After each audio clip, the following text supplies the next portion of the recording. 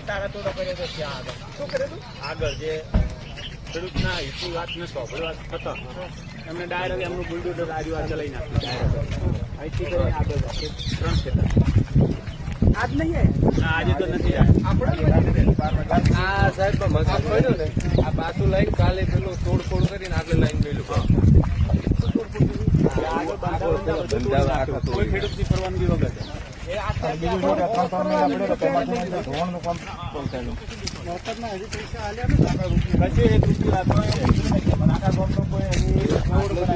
આટલેથી પેલો પાળો ને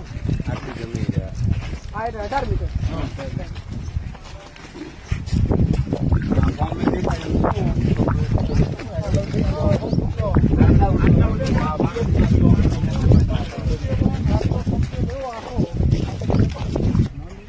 ખેતર હોય ને એના આજુબાજુના ગાય ગામની ઊંચામાં ઊંચો દસ્તાવેજ અથવા તો જંત્રી અથવા તો 2 કિલોમીટર આજુબાજુમાં લેતા એટલે તમારી બધાની માગણી એ છે કે કોતરવાડાની જંત્રી પ્રમાણે 4 ગણી અમને આપે અને બીજું સ્થળ ઉપર જે પાકનું વાવેતર કરેલું છે એ સક્ષમ અધિકારી એટલે જે તે વિભાગનો અધિકારી રાખી બાગાયતી હોય તો બાગાયતી આવે અને પેલો હોય તો ગ્રામ સેવક કે જે ખેતીવાડી અધિકારી જંત્રીની અંદર એવું છે કે જંત્રીના જે છે ને ડબલ કરે ડબલ કરીને પછી 4 ગણા કરીને તો 10 ભાગ આપે 10% આપે 10%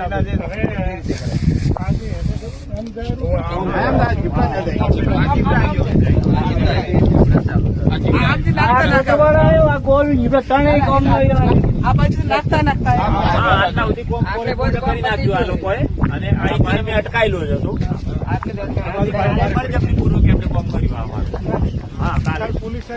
પોલીસ પોર્ટ હંગાતે પીએસઆઈ હંગાતે પીએસઆઈ એવું જ કહેતા હતા અમને ધાક ધમકી અંદર બી હાડી જશે ભાઈ આવે ને ત્યાં એમથી આગળ 2-3 જગ્યાએ પાઇપલાઇન ખાલી હા અને કોઈ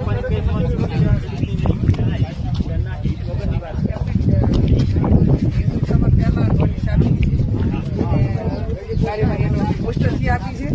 રૂબરૂ આપી છે અને જે તે વખતે ચાલુ કામ કર્યું પંચ કેસે કર્યો છે એવું કશું એમને બેન કર્યું નથી કે નોટિસ આપીને આપણે પૂછ્યું ને એમને એ જયારે કે પંચ કેસ કરવા આવશે ત્યારે જે રીતે વળતર આપશે પંચ કેસ કરવા આવ્યા ત્યારે કોઈ ખેડૂતને સાથે લઈને કે કોઈ એ રીતે કોઈ પંચ કેસ કર્યો નથી મોટો અધિકારી આવીને કોઈ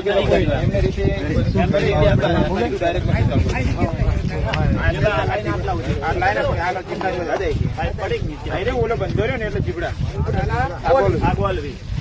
જય માતાજી મિત્રો, ફરી એકવાર સ્વાગત છે તમારે RS બનાસ વ્લોગ ચેનલની અંદર. આવા નવા વિડીયો જોવા માટે લાઇક, શેર અને સબસ્ક્રાઈબ કરવાનું ભૂલતા નહીં. અને આવા નવા વિડીયો આવતા રહેશે. બનાસની અપડેટ માટે સબસ્ક્રાઈબ કરવાનું ભૂલતા નહીં. આ વિડીયો સારો લાગ્યો હોય તો તમે સબસ્ક્રાઈબ કરવાનું ભૂલતા નહીં. અને આવનારો વિડીયો પણ તમને જલ્દી મળે સબસ્ક્રાઈબ કરેલ હશે તો. અને કોમેન્ટમાં જરૂર જણાવજો કે કેવો લાગ્યો તમને વિડીયો. જય માતાજી મિત્રો.